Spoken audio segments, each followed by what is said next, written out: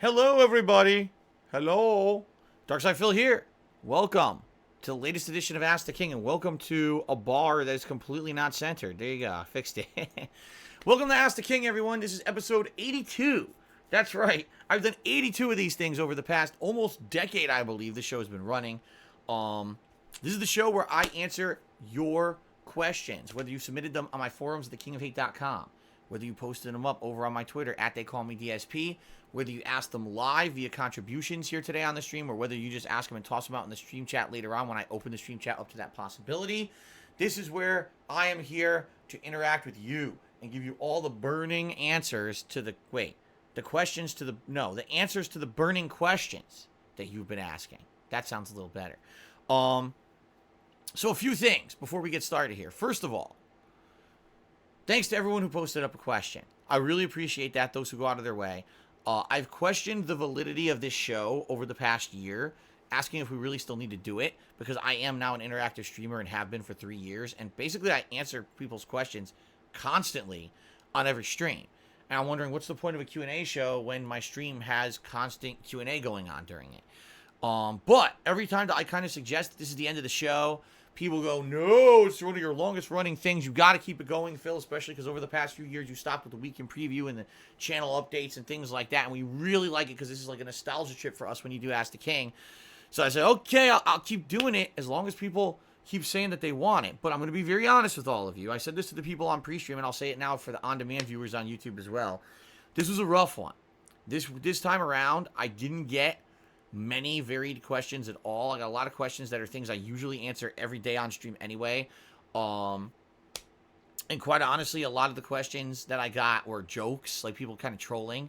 I did get some good questions, but not a lot, to the point where it was hard to put together a show based on answering questions when a lot of people tell me, oh, I forgot to post up my question. You see what I'm saying? And the last week, 2 weeks, I've actually had it in the stream chat and everything running, and I think a lot of people are apprehensive to post up questions because of the forums.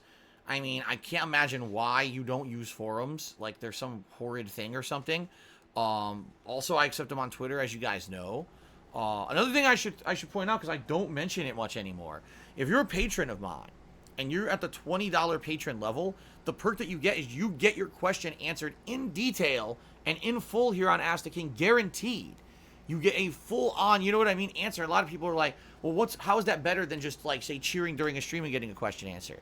When you ask me a question on a stream, typically I'll take a minute to answer it, and I move on to the next question or the next piece of gameplay. When you ask me a question on Ask the King, I take my time to answer your questions. I get fully thought-out answers, and it's, you know, a lot better than, say, just being glossed over on a regular stream where I got to get to gameplay. So that's what the benefit is. If you're interested in my Patreon, it's patreon.com/DarksidePhil. We actually hadn't had a patron ask a question in months. This time we finally got one. So we're actually going to be going through a patron question today on the show, okay? But that's what I mean. Like, but even between Patreon, my forums, thekingofhate.com, and Twitter, it was still hard to put together enough good questions to do the show. So again, I kind of went, I think it was around a year ago where I kind of got to the point where I was questioning whether the show should still exist. I'm kind of questioning whether the show should still exist. If you want to see it continue, I urge you, post up questions for the show. Participate in the show. The more participation I get, the better the show is. It's not like, you know, trying to scrape by enough questions to put a show together. And being honest with you guys, this may end up being a much shorter show than usual because I don't have a lot to work with. You know what I mean? I'm okay with that, but again, I don't want to be wasting everyone's time. If I could have been doing gameplay or something today, so be it, you know? So let's see how the show goes. I am going to be asking, you know, questions from those on the stream and everything as well. Now, another thing.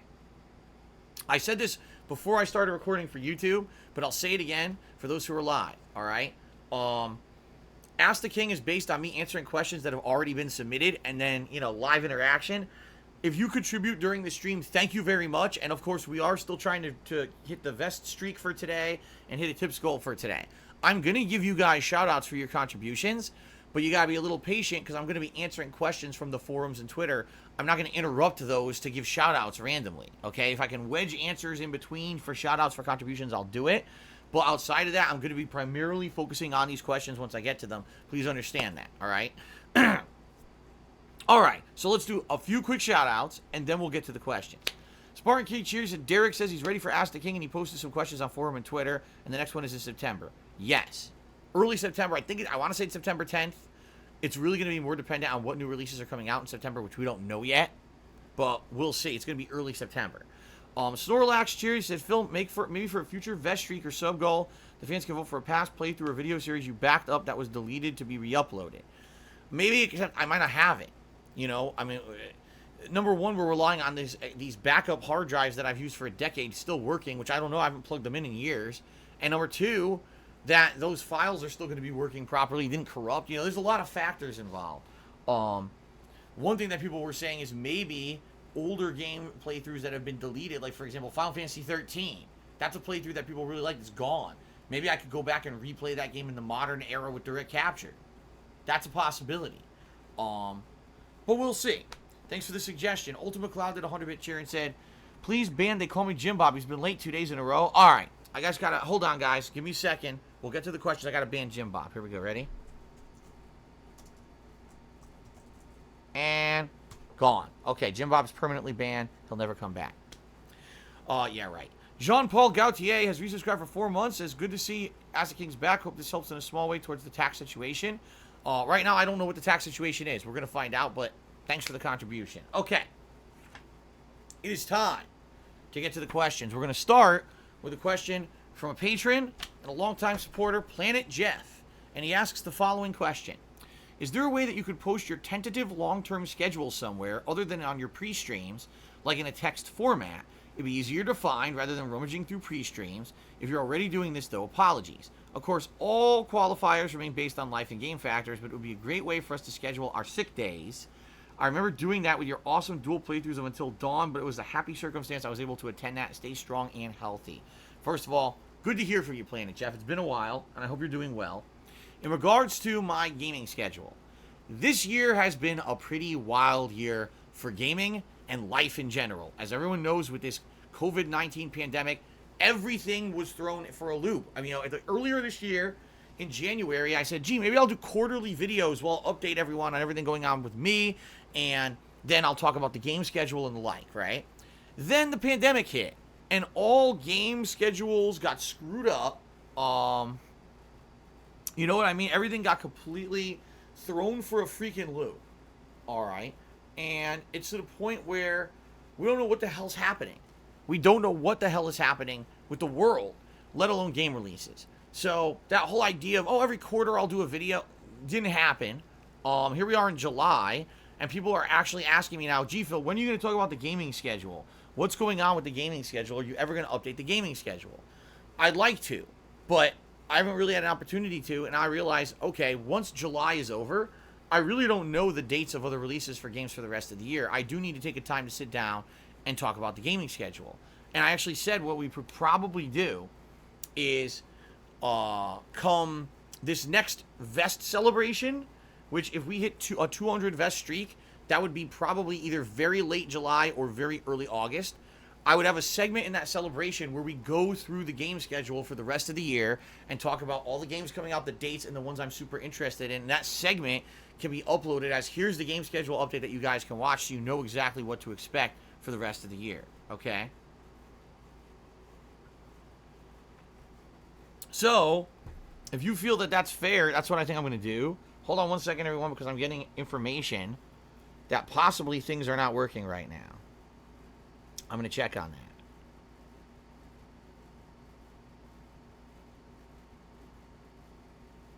I don't know. It looks like it's working for me.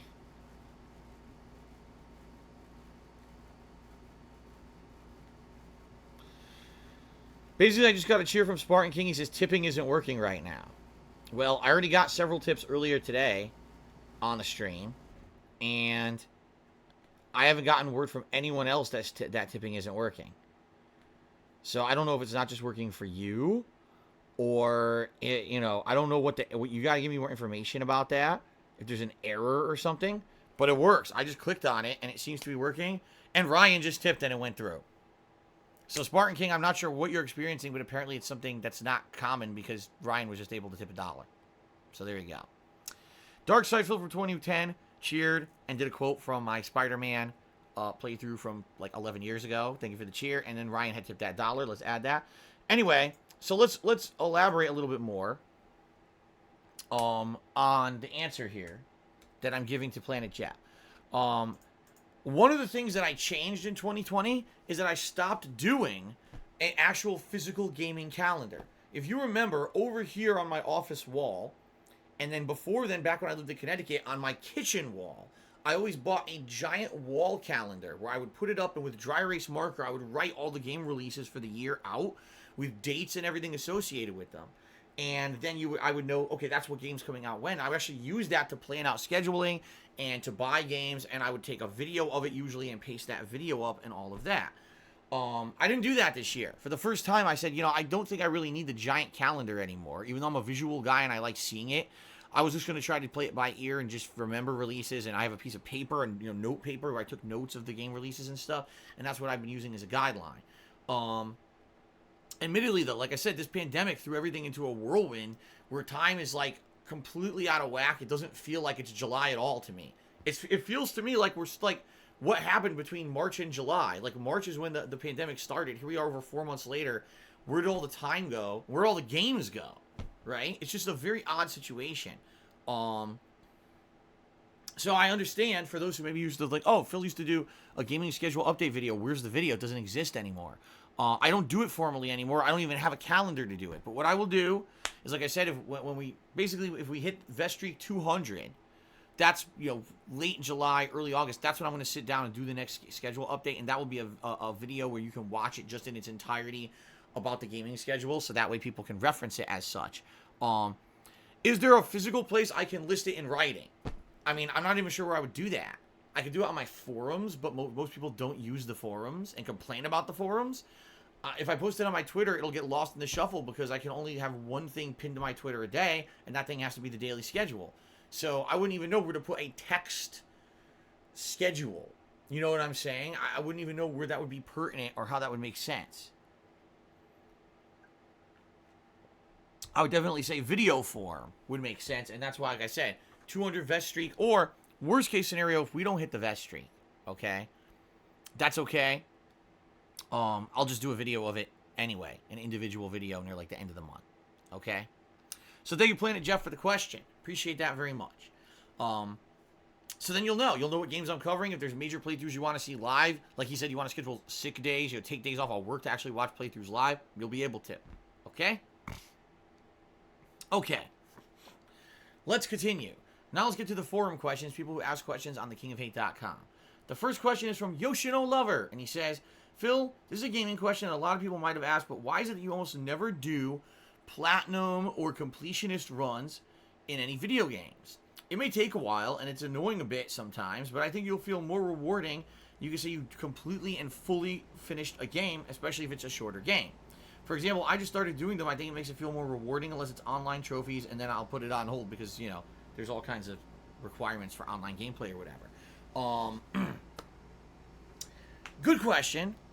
In the 12 years I've been a content creator on the internet, you'd probably find that very few times that I ever platinum a game for a full playthrough. A couple times that come to mind, I think Sly Cooper 2 from his HD remaster collection, Bloodborne, I platinum, Spider-Man, the last Spider-Man game that just came out, on PlayStation 4, I platinumed that. Among a few others, they're not 100% coming to mind. I know I platinumed a few. Now, why is it so few and far between when I platinum a game or 100% completionist run a game? Like, for example, I just played SpongeBob Battle for Bikini Bottom Rehydrated on Xbox One, and I came this close to doing 100%, but I didn't finish it. Here's why. In most games, right, when you're watching me play the game, most people are in it to watch me play the narrative story and get to the logical ending of the game, and that's it. Very few people who watch my live streams are like, Phil needs to be a completionist and go back and finish every single piece of content in the game. If it's an RPG and it's every side mission or side piece of supplemental content or grinding style, kind of gathering or collect quest missions in platforming games, you know what I mean? Like, those take a lot of time. In reality, do people like hanging out with me on stream? I think they do, and I think there would be some people in reality who would like to just hang out with me no matter what I'm playing. But in general, people are looking for at least entertainment and quality of gameplay while they're also entertained by my personality and my interactions with them. If I'm playing a game that's boring as freaking dirt, they're not getting much out of it, okay? And I'll give you a perfect example here. I'm playing SpongeBob Battle for Bikini Bottom, and it was really fun to go and get all the collectibles, the spatulas, the stinky socks, getting enough of the sparklies or shinies or whatever the hell they were called to buy more of the spatulas or whatever. But we got to a logical point in the game where I'd done everything but the collect quest stuff, grinding in order to buy the final items and do 100%. I'd done everything else in the game. I even spent about 25 minutes at the end of my playthrough, the final stream, grinding, and we still didn't do it. It's like, now, in reality, do you guys really want to see me go back and do another hour to hour and a half stream, just sitting there repetitively doing the same thing, doing nothing but just kind of talking with you guys? It's not entertainment. You see what I mean? Now, there may be some people who do get entertainment factor out of completionist runs and things like that. There's people out there, I think there's a guy called the Games Completionist and stuff like that. Achievement Hunter, right? These are people who, they're known on the internet for being 100%ers. They go out there and they have to do every piece of content in a game to feel like they've completed it, and that's good because that's what people go there for. That's not what people come to watch me for. I've never been that kind of a guy. And although there have been times where I have enjoyed, another one that came to mind, Blue Dragon. Blue Dragon is a game that I 100%ed. Why? Because I just love the game so much. That was back when I was grinding games offline before I was doing stuff for YouTube all the time. And I just enjoyed grinding it at night, having a drink, getting all the characters up to level 99. And you know what I mean? I enjoyed getting 100% of all achievements in that game. But it's not entertaining for a stream. Especially someone like me who's a variety streamer who's trying to give you an entertainment quality on every stream. This is my completionist stream where we grind shinies in SpongeBob for 2 hours. And there's no content besides me just gabbing with you guys because the game's boring as dirt doing this. Oh, look, I got 100 achievement points because I did it. You see what I mean? There's people who have that gimmick. They can run with it and people will tune in. People who are completionist viewers will already tune into those people. They're not going to come over to Darkside Phil's stream to watch him become a game completionist in random games. I'm not saying it might not be fun to do so, but in general, it's probably not fun to watch me do it. The few games that I've done it usually was because it was easily obtainable. Like Sly Cooper 2 in particular, as long as you spent just a little bit of extra time in every world, it was fairly fun and reasonable to 100% the game, get all the collectibles, and do everything you needed to do to get the platinum. Alright? Spider-Man was a little bit more of a grind. I remember you had to take over all the random crimes that were happening in every district of New York City. You had to keep doing them over and over, and it got really boring near the end to do it. But I did do it, and I got the platinum. So it really depends on the game. Okay, it does. It's going to depend highly on the game. But in general, I don't think it's what my audience tunes in for. And you guys never really ask for it either. Like, very rarely people are like, you got 100% the game, Phil. It's usually more the opposite. Once the narrative's done, people lose interest, just move on to something new, right? Only Iced Coffee did a 150-bit cheer. Say, hey, Phil, you're doing well today. Thank you, Only Iced Coffee. I am. And thank you for the top cheer of the day. Let's get you up on the leaderboard before we move on to our next question.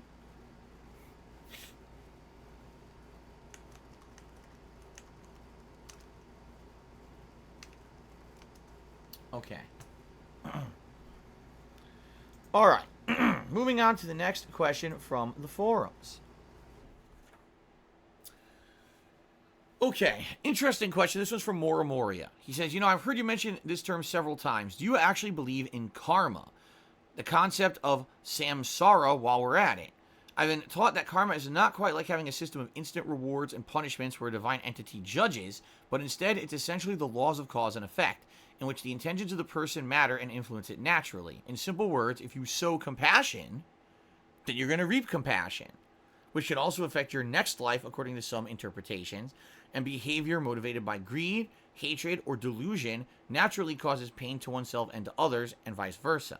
There's a wide number of views on this topic, and a lot to cover. And I won't extend myself, but to me, this is nothing more than another way for humans to cope with this world's misery, and there's no scientific evidence that good or ill intentions directly affect the outcome of anything just because of the morality of it, specifically when we add the subjectivity aspect of what's considered to be good or bad. In any case, what's your opinion on all of this? And I figured I'd ask since you used this term. interesting question that we can talk about for a little bit here. Especially in particular to someone like me who admittedly has done many things in the wrong over my 12 years that I've been a content creator, and I've tried to actively improve myself not only as a content creator but as a person over the last dozen years.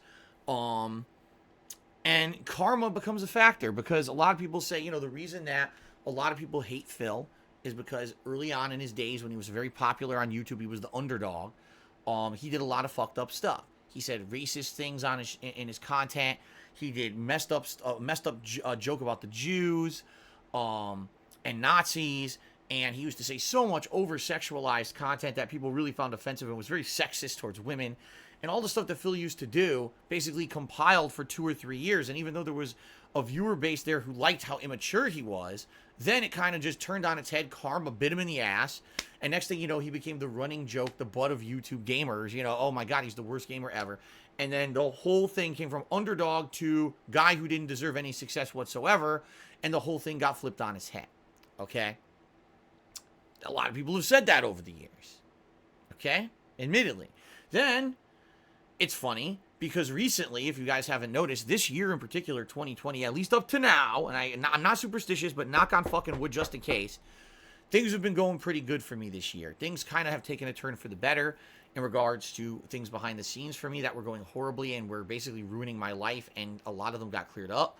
And now I'm in a situation where there's like one more major hurdle for this year, and if I can get over that one hurdle, I'm basically in the clear to kind of be how I was many years ago when I was, making good money on YouTube, and I was able to do, okay, I can improve my business by doing this. I can improve my setup. I could look to go on a trip, or I could do this. I may actually be back to that level again if I just get through one more hurdle and things don't go horribly wrong, which we're going to find out hopefully within a month or so from now. But in regards to that, it's crazy because if you look at the history of my life and the history of me as a content creator, it was like when I started on YouTube, I got some popularity, and then all of a sudden very negative things happened to me, including false copyright strikes and hatred. Then all of a sudden things got very positive for me again, and I became super popular, but I got cocky. So I did a bunch of dumb shit that was really bad, and then all of a sudden bad things happened to me again. But then over the years, of many, many bad things happening to me, all of a sudden I'd say 2017 was the beginning of my life kind of turning around again. And then things increasingly started to get more and more positive to the point where this year is like in reality, 2020 has been one of the best years of my life because of some good stuff happening behind the scenes, and could potentially be the start of a whole new life for me, kind of reboot, which is good. I want to have a reboot life with my family and have us have a chance to be happy rather than having things hanging over my head for the rest of my life because of bad decisions of my past, okay? Is that karma? Is it you do a bunch of bad stuff and then shit bites you in the ass and then you go down, but then things build up as you do good things again and then good things happen to you? I don't know, What I would say is my life's been very interesting, and from my own personal experiences, it's weird because I am not superstitious at all. At all. But some weird shit has happened to me. Like, for example, let's go back to 2010. In 2010, I was still working my office job. I worked at this helicopter company for almost 5 years, all right? I had busted my ass at this job. I was working overtime, unpaid. I was doing things that weren't in my pay grade. I was trained to become a continuous improvement guy who I would look at the processes inside of this company. From start to finish, I'd map them out. I'd work with the employees to find out what were the bottlenecks in the process that made it be hung up or not be efficient. What could we improve? I redesigned entire processes within this company and didn't get paid for it. They were paying me as being a customer service rep, but I was doing the work of someone like 2 pay grades above me. And they never paid me for it on the promise that they were eventually going to pay me for it, and I was going to be able to do this for a job. After doing that for about a year and a half, they told me it's not going to happen. They transferred me to another department where I had no experience in this kind of work, and within a month I was laid off from my job. So all that happens, that's bad shit that happened to me that I didn't deserve, that was behind the scenes, and I relayed that to my YouTube audience, right? My YouTube audience in turn decided, enough of that shit, we're going to support Phil. He's a fun content creator, he's a good guy, he doesn't deserve that kind of shit, that people would mistreat him. Let's try to make things better for him. So they supported me in my efforts to try to make YouTube my full-time job. And it's funny because at this one point I went to this Chinese restaurant with my parents, and this was at a time when everything was uncertain. I didn't know if I was going to be able to make money being a YouTuber or not. Everything was kind of up in the air. It was before my YouTube partnership with Machinima and all of that. Okay? And I opened a fortune cookie at the end of this Chinese meal, and the fortune inside the fortune cookie said, you will not have to worry about financial stuff ever again. And I'm reading it and I'm like, whoa. At a time when my life is incredibly uncertain and the biggest concern on my mind is financially what's going to happen because I just lost my job, I just got a fortune that says you don't have to worry about it. I'm not exaggerating. Within like 2-3 months, everything blew up for me on YouTube. I became a full-time YouTuber. I was able to do everything. I mean, is that superstition? Is that karma? Or is that coincidence? I don't know. I don't know about how things work behind the scenes of everything. All I know is what happened to me in my personal experience, okay? But like I said, then I started to become a cocky idiot. I thought that my shit didn't stink. I thought that no matter what I did, I was above having any fault. My content was the best content out there. I didn't need to improve because I was popular, so obviously I'm doing the right thing. Basically, every wrong attitude you could have being someone who has an audience who watches you every day, not growing, not adapting. You know what I mean? It was just terrible, the attitude that I had there for about 2 to 2.5 to almost 3 years of me just being an idiot and being hard-headed. And it came back and bit me in the ass because of that attitude. Is that karma? Maybe. What I can definitely tell you guys, all right, is my life has just been a series of ups and downs like this, And at the very least, the last couple of years, or last few years, since I became a full-time streamer, all right, I feel that I've become a way more conscious person of things out there in the world, people's attitudes toward me, but also just the way that I behave. And I feel that I've tried to actively become a better person, that I try to be responsible now with the things I say and do on a daily basis. And even though sometimes I still probably make mistakes regularly because I'm human, and at least now when I'm called out for those mistakes, I've tried to fess up to them. You're right, I fucked up. I shouldn't have said that. I said the wrong thing. When this whole pandemic first started, I was a staunch critic of wearing a face mask out in public. I said it doesn't do anything, right? Now, scientific evidence at the time said it didn't do anything. There was actually a report from, I think it was the CDC, saying there's zero evidence that face masks will stop transmission of the coronavirus. There was actually an actual scientific article printed that said that. Here we are months later, and I've completely done a 180 on the situation. I 100% believe every single person out in public should be wearing a face mask, right? So I still, to this day, I say things that I know could be harmful to people. I say things that maybe, and at the point of time that I say them, we have misinformation or not correct information, and then I have to try to correct myself later. But thank God today I correct myself, because back in the day I wasn't like that. I'd be like, man, I said Minecraft sucks and it's just for kids. I gotta stick here and just say Minecraft sucks and it's just for kids, and I'll say that for 5 years straight, even though I'm an idiot and never played the fucking game.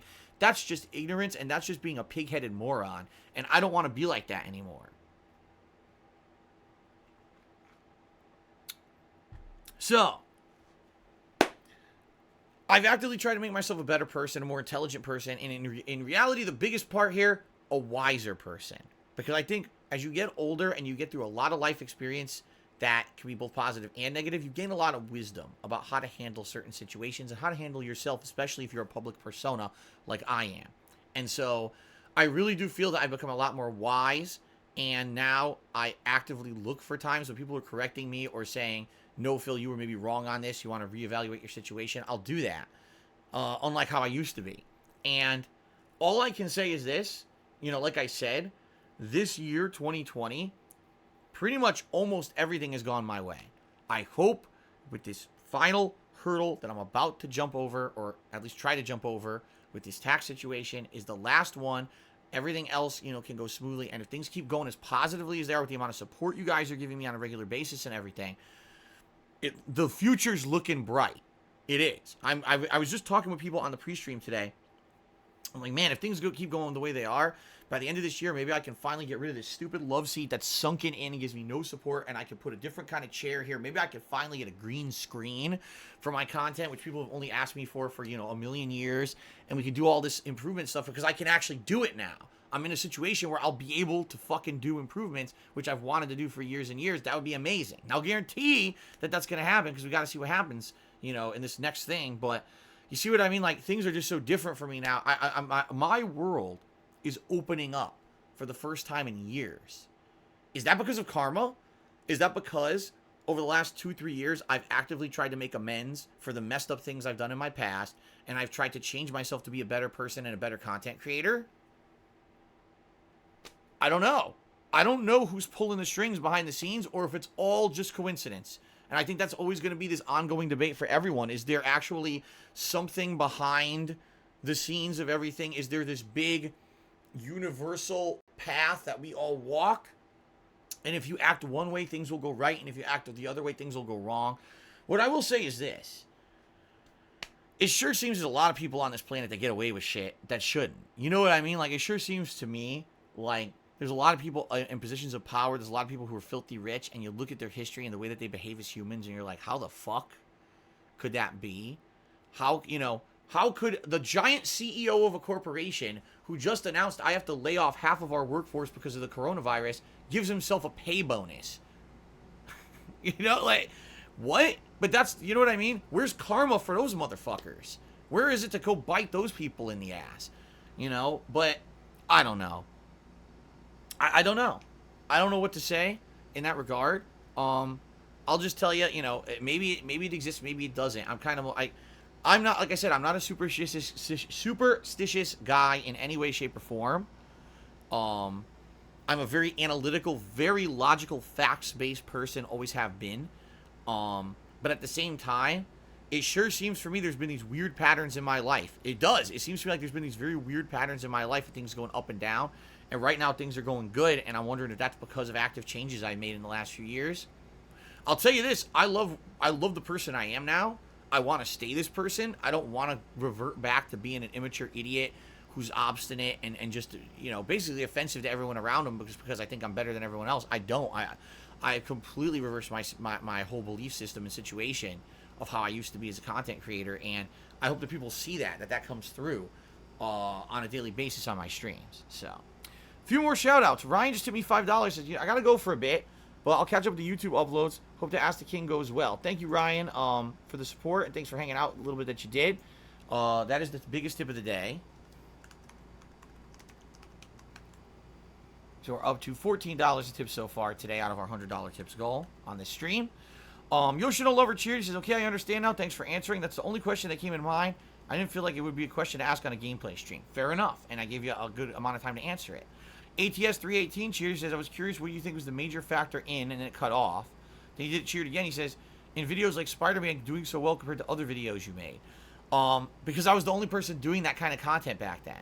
I was the only person back in 2009 who was doing these raw, unedited gameplay chunks of games with improv comedy commentary over it. Were there people doing Let's Plays back then? Yes, and admittedly, people were doing them way before I ever started, but they were kind of dry and boring. A lot of people were doing it more as walkthroughs than playthroughs, and a lot of people just honestly weren't very entertaining to watch. People told me, wow, you've got a funny personality paired with doing this raw live commentary on a game, and we haven't seen anyone do it in as entertaining of a way that you do. And I kind of blew up to the point where it popularized that kind of gameplay video on YouTube at the time. I would say probably 2008 through like 2011, I was one of the top guys for that kind of improv style Let's Play / playthrough commentary. And it wasn't until 2012 that there was kind of a backlash against me because I became kind of this big-headed guy, obstinate, as I just described. But again, I'm not saying I was one of the originators. I was not. I was just the guy who happened to be lucky, happened to become popular, and popularized that kind of gameplay video. And that's why the Spider-Man thing blew up. At that time, people were looking for fun Spider-Man games on YouTube. They type in Spider-Man, boom, my video comes up, right? Beastbot tipped me $1.30, so I'm not going to lie, 2020's been good for me too. I feel bad for other things on the grand scale. Of course, you look at this year overall, it's been a shit year for everybody.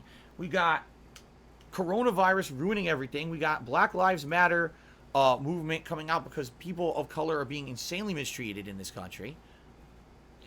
We've got all kinds of crazy unrest and things. Like I said, these last few months, I don't know where they went. I know I was here every day on stream with you guys, but this is just like crazy to me. Like, I've had the coronavirus lockdown, the vest streak, like all this stuff going on. It's nuts.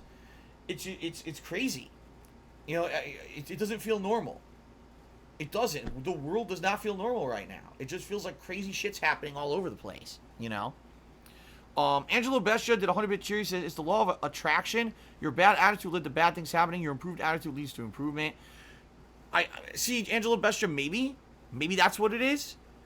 But the other thing that's happened with me is that you get highs and lows. So right now, I'm going to be very honest with all of you. Even though things have been going really well for me this year, I'm really scared. And I haven't really said this publicly. I'm scared. And here's why I'm scared. Because every time in my life that I've had an extended period of good stuff happening, it flips and becomes insanely bad, right? Like, things will look like they're turning around for me, and then all of a sudden something comes out of nowhere, and it's just like hits me like a fucking freight train, and now I get screwed over again for a long time. And right now, things are getting better, and I'm excited, and I'm incredibly terrified about what's going to happen with this tax situation. Like, I'm really worried that, like, I'm going to get slammed with penalties, and the government's going to demand money I don't have. And now what's going to happen, you know, I'm really fucking nervous about it. So I'm hoping that the positivity that I've had and tried to portray and put through on streams and being a more positive, constructive person, willing to change and learn and grow and being wiser, I'm hoping that pattern of positivity and success is going to continue. I am. I hope so. I really want it to. But I have this nagging in the back of my head that's telling me that stuff's gonna go wrong. I hate that. I fucking hate that. I hate that feeling in the back of your mind, feeling like you're never gonna be successful. You're never gonna be to the point where you were at one point. You're never gonna be set. Your family is always gonna be in jeopardy and everything, financially and stuff behind the scenes. I hate that fucking feeling, but it's always there. It always is just there, and it's weird because I thought that when my bankruptcy went through that maybe I'd be able to feel a little better, which I did admittedly at first, but then it kind of sunk in that you're not there yet. You know what I mean? Like you're not through it yet. You jumped over a giant hurdle that was in your way, but there's still more to come. I mean, that was one of the giantest things you needed to get over, but you're not there yet, you know? And it's kind of worrying me that something's not going to go the way that's going to be good for me. I don't know. That's just how I am, though. You know, like I told you guys in the past, I've had pretty bad depression at one point in my life. And in reality, it's probably that nagging depression that pulls me back and makes me think the bad things, the bad thoughts, that things aren't going to go good. I don't deserve it. There's always going to be, no matter how much success I have, things are going to get fucked up for me and everything. I don't want to believe that. I want to be a positive guy. But that's what happens when you have something like that, an ongoing mental health issue is, it'll always pull you back to the negative eventually. And that sucks. I don't like that. I don't want that to happen. I want to stay positive. I want to be a positive person for the rest of my life. And I hope that I can be, you know. So we'll see what happens. That's all we can do. Teen Abortion tipped me $4.20 and says, go on PKA. I don't know what the hell you're talking about, but thank you for the tip. I don't know why the hell you chose the name Teen Abortion. It's pretty fucked up. Okay, we're up to $19 in tips. Let's get to the next question here. Okay? All right. From Jeff Bezos Right Nut, who somehow sprouted arms and was able to type a question on my forums, he says, do you ever feel like the gaming landscape is becoming too homogenous? With a few notable exceptions, it seems like AAA gaming is more focused on providing more of the same. I have been calling this out, I'd say the past 3 years, that sadly, even the biggest AAA games and even the studios that used to take chances and put out varied content, take chances with crazy new IPs, almost no one's doing that anymore. It seems like, okay, what game are you making? I'm making a third-person shooter. Bloop! Right into that category. What are you making? I'm making a first-person action game. Bloop! Right into that category. I'm making an RPG. Bloop! You see what I mean? And then they all just fall kind of cookie cutter into line of what's expected from those genres. Maybe you'll have a tweak here or a tweak there. But I think the worst offenders of this are games like Fallout 76 or what was the one that BioWare put out? I can't even remember the name of it anymore because it was such a flop. No one talks about it. I can't even remember the name of the goddamn game anymore. But those are the things that's happening now. These games. Anthem. Yeah, it's called Anthem. I couldn't even remember the name of it. The games just fall into these categories. Oh, Battle Royale is very popular right now. We got to make a Battle Royale game. But everyone else already make a Battle Royale game. I don't care what everyone else did. We're jumping on that bandwagon. We're making that goddamn money. You see? So that's the problem, I think, with modern gaming is that these companies, instead of taking chances and doing things that are unique, fun gameplay experiences, instead what they're doing is they're just trying to say, how do I guarantee profit? How do I guarantee return on investment? You can't do that, especially when you're doing something that's considered creative or a work of art. Yeah, it's business, but also you got to make something that's going to be unique and different that people are going to like. Not, oh, it's the same as every other game that everyone's played, but just because those games made money, ours will too. I think the worst offender of this in the last a few years has been the co-op shooter games. Again, the Anthems, the Fallout 76s, the Destinies. These games all are exactly the same. I'm sure you can think of a million. The Division 2, there's probably like 10, 12, 14 of these games that have come out over the last 3-4 years. They all feel like you're playing the same fucking game. Yeah, there's variation. Oh, it's first person instead of third. But they all have the same goal. Constant repetition, grinding of combat, cooperation with a team, getting loot, improving your guy over time. You know what I mean? And they're not unique and fun at all. And if you actually just kind of skip over them, you've missed nothing. You literally didn't miss anything in the gaming landscape if you didn't play them. Is there an audience for them? Absolutely. Team-based shooters or team-based gameplay like that has a big hold on modern gaming. People who just want to play online with their buddies and chill and have a beer and hang out and have this cooperative experience. But if every major studio puts out a game like that, there's no innovation and we don't get any advancement in games. I've actually said this in the last console generation, both the Xbox One and the PS4. I don't feel we had much innovation at all this console generation. What we had was expanding upon previous things that were already successful. Like open world exploration and sandbox style games and RPGs have expanded huge. You now can put out games that are like 50, 60 hours long, right? But if you actually look at the quality of the gameplay in the game, it's kind of the same as what we were always doing. It's a lot of grinding, repetition, not very fun stuff. You know, not every game turned into Witcher 3, and that's sad. It would have been nice if every game did turn into Witcher 3, but instead what you had is every game added on a ridiculous amount of open world content that's pretty much a waste of everybody's time and you didn't need to do. So it's weird because this year, 2020, we've had a lot of games that people swore were going to be giant blockbuster, oh my god, jaw-dropping game of the year releases, and I have not played one yet. Every game I played this year, and I've covered every major release, lackluster, underwhelming, followed a formula, or tried to veer too far from a formula and ended up not working. Like for me, an example of that would be Doom Eternal, where it went too much into the constant visceral rock, paper, scissors gameplay of the first-person shooter stuff to maintain your momentum, and it just became too much about momentum and adrenaline-fueled gameplay rather than actual game development. I just haven't really liked anything that much this year, and that's sad. As someone who's done this for 12 years, this is probably the most disappointing year for me for games. And a lot of the things is because people didn't really do that much for games. Like the games that came out were just checking a checklist. This is what you expect from the game. Here it is, here it is, here it is, here it is, here's your game. Well, that's great, but I've already had that from other game dev studios. I've already played that game. Why would I want your game? Give me a reason. Give me something interesting. Give me something fun, refreshing, different, or an innovation on something previously that didn't happen. And really, that hasn't happened. I would say the one game actually that stands out in my mind is The Last of Us Part 2, where the gameplay, the world design, everything did improve from the first game, but it was all soured by an awful story. So it's kind of like, even that, they tried, and then they failed because of something else. So, I agree that AAA gaming and the gaming landscape this year in particular is kind of deflating and kind of disheartening. Because the games do feel like it's just more, every game is just more of the same, more of the same, more of the same. And then when you get a game that looks like it's going to be unique and interesting, for some reason it just doesn't hit the mark. I hope that that'll change. I certainly hope that there's going to be better stuff coming.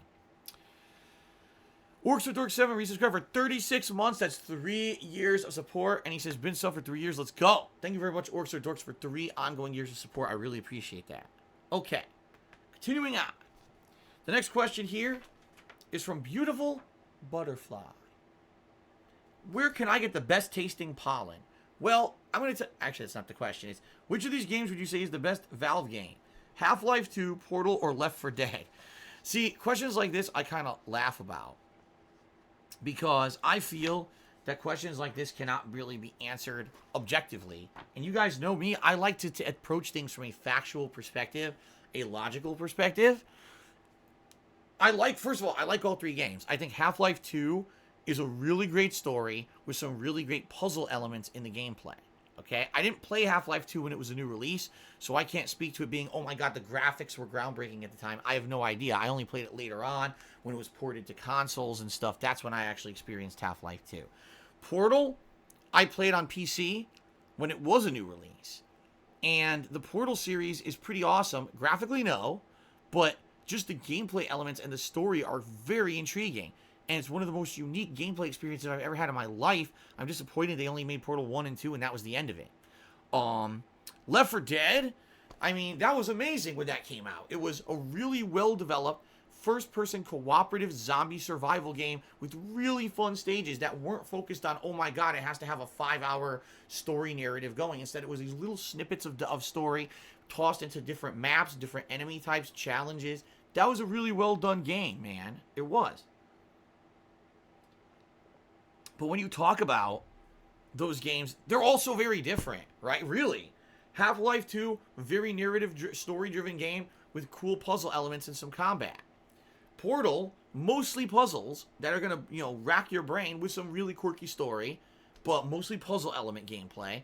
Left 4 Dead, pure action-based gameplay. Is there a little bit of story in there? Yes, but it takes a backseat to crazy visceral action and really fun survival co-op gameplay. They're all completely different. How can you look at all three games and be like, which one's better? Which one's better? Here's the thing.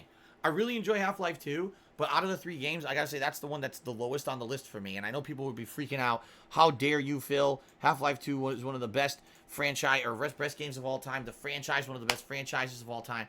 You have to understand, my perspective is I didn't play those when they were new. I didn't play Half-Life 1 and 2 when they were new. I played them so many years later, and I appreciate those games. Absolutely, I do. But I'm not like, oh my god, I played when they were new and they were revolutionary games back in the day. You see what I mean? Playing a game much later is it's harder to appreciate something when you play it when it's already outdated. You see what I'm saying? Like some people say, oh, these classic retro platformers that I've been playing recently are some of the best games ever made. I'm like, I like them. I don't know if I would go that far because I didn't play them when they were new, and I can't compare it to all the other stuff that came out at that time because I wasn't there playing it at that time. You see? If I had to decide between Portal and Left 4 Dead, I would probably go Left 4 Dead. As crazy as that sounds, and here's why: it's pure nostalgia factor for me. Left 4 Dead came out the year I started on YouTube. It was one of the games that I was doing ongoing coverage of and playthrough coverage of on YouTube during 2008 when I first got my start, and I loved playing the game. When the sequel came out, I played the shit out of the sequel. It kind of has that nostalgia factor for me. Kind of like when people ask me, what's my favorite GTA game? And I could give you all these factors factually. Oh, I think that Vice City has the best world design and the best music because it's 80s. Oh, but you know what? San Andreas has a really good gameplay elements and a good story. Oh, but you know what? For me, it's GTA 4. Why?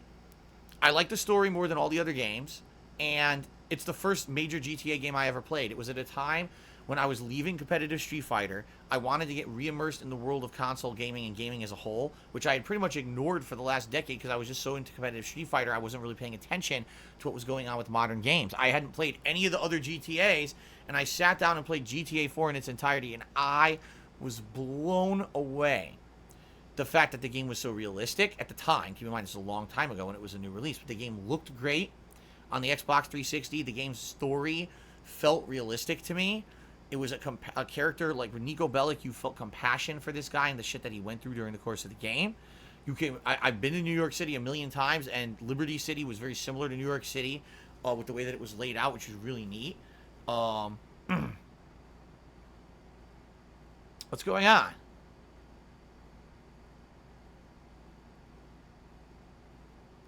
What's going on? People are freaking out.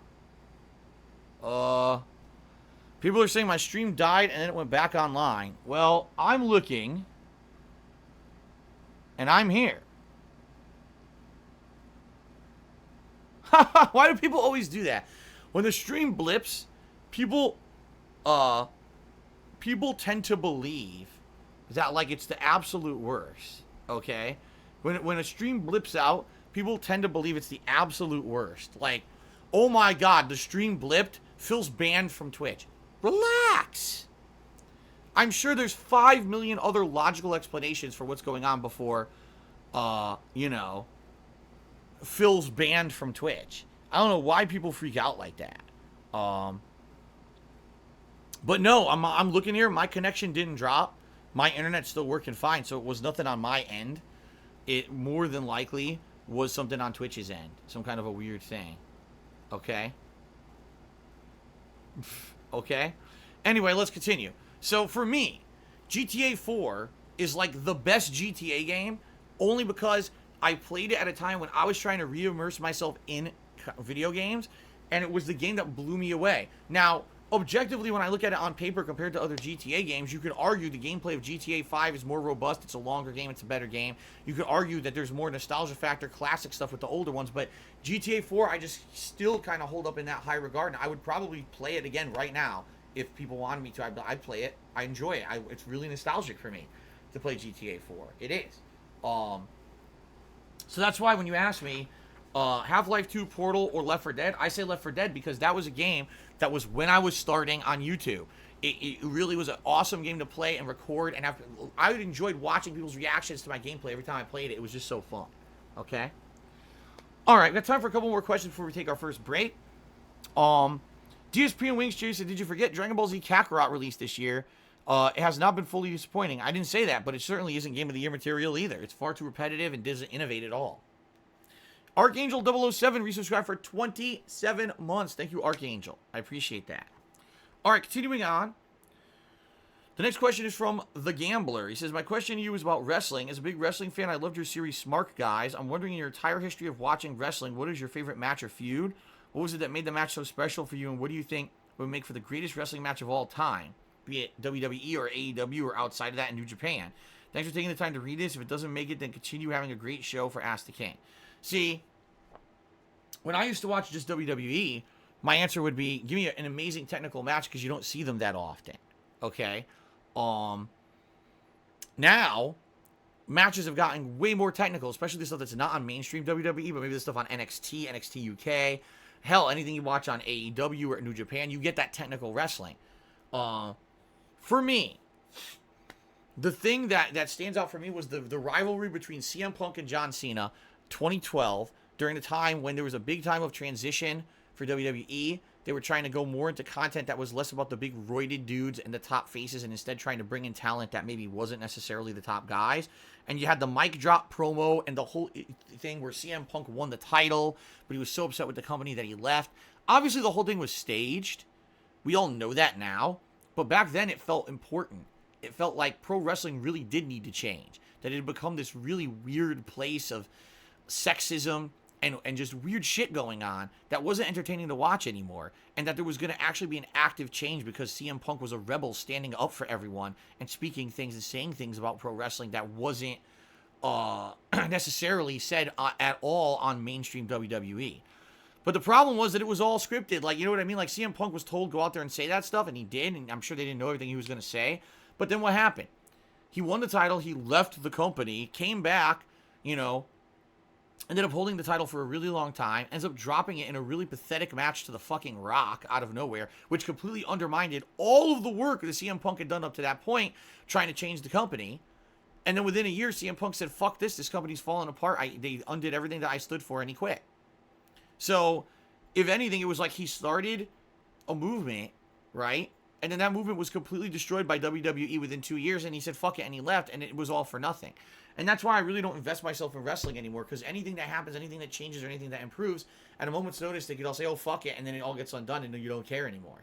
So that's why I'm really not a big wrestling fan anymore. I mean, will I follow the plot lines? Will I, on social media, follow what's going on with this stuff? Yes. But do I care? No. Okay, last question, and then we're going to take a break. This question, actually, shout out to Cecil Omner, who just resubscribed for 20 months. Thank you, Cecil Omner, for that. I appreciate that. Iggy Small says, what was the funniest gaming session you had while drunk? Well, I don't drink and stream or drink and play games anymore. At all. The only exception to that rule may be Christmas time. If I'm doing a Christmas event, I'll have some eggnog or I'll have some beers or whatever.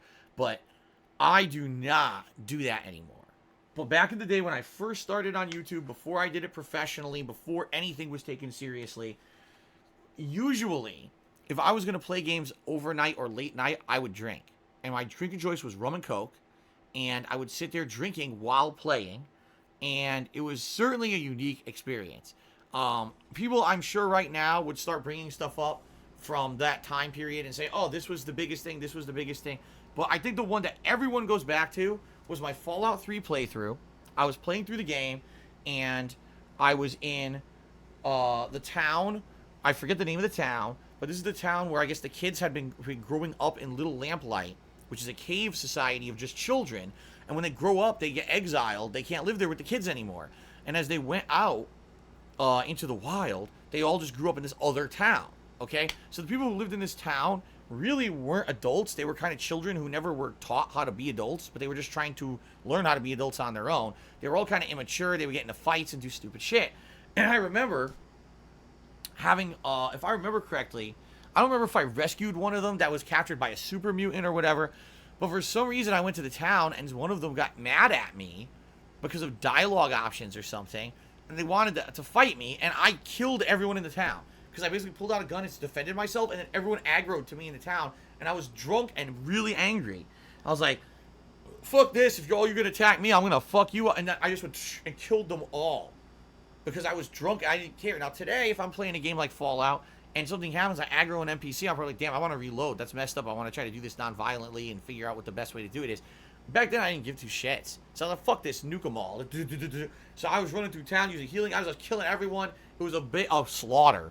It was a huge fucking slaughter where I just slaughtered everyone in the town. It wasn't kids. Someone said you can't kill kids. It wasn't the kids. It was the kids who had grown up to be too big to live with the kids in the camp of Little Lamplight, and they went to this town because they were like young adults. I slaughtered the whole town, and people still to this day will say that's the funniest part.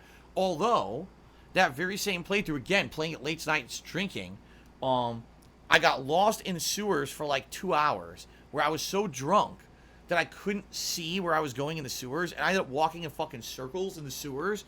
And I couldn't find my way out because I was so drunk that I couldn't do it. I would say the final thing that's also infamous about back in the day was my original Batman Arkham Asylum playthrough. During this playthrough, okay, listen to this one. There's a part where you need to figure out that you need to use a bat grappling hook to grapple from one building across the way to another, and that unlocks the next portion of the game. If you don't figure this out, you're soft locked. You can't progress in the game. I was drunk and my mind wouldn't put two and two together about this at all. So I spent a good like 40 minutes in this area trying to figure out what to do, swearing so angry. And then people were like, you're so dumb because you were drunk, you couldn't figure out that, you know, the game was basically telling you, use the grappling hook to do this. And I couldn't get it because my brain wasn't, the sparks weren't firing in the brain. And by the way, back then I wasn't a live streamer, so there was no one on stream saying, Phil, you idiot, just do it. You know, it was me walking around for 40 minutes in a video, and then coming back the next day, I was like, man, I was a real idiot yesterday when I was drunk, but now we'll continue on with the game. So, all right. Woody's gamer tag to me $4.20. So would you be interested in paramotoring with me? And come on PKA. I don't know what the hell paramotoring is, and I'm pretty sure no one wants me on painkiller already, which I guess is what people say it stood for. And I don't care about that, but thank you for the tip. All right. Thanks so far, guys, for part one. We got through one page of questions. I think we got about two more. So let's take a quick break. When we come back, we'll continue on with more of your questions. If you're watching live on stream, just give it a few minutes. I'll probably take like maybe a 10-minute, 15-minute break and then come back. If you're watching live on YouTube, this will be the end of part one. Check out the future parts that'll be coming up. All right, thanks, guys, so far for everything, and I'll see you after the break.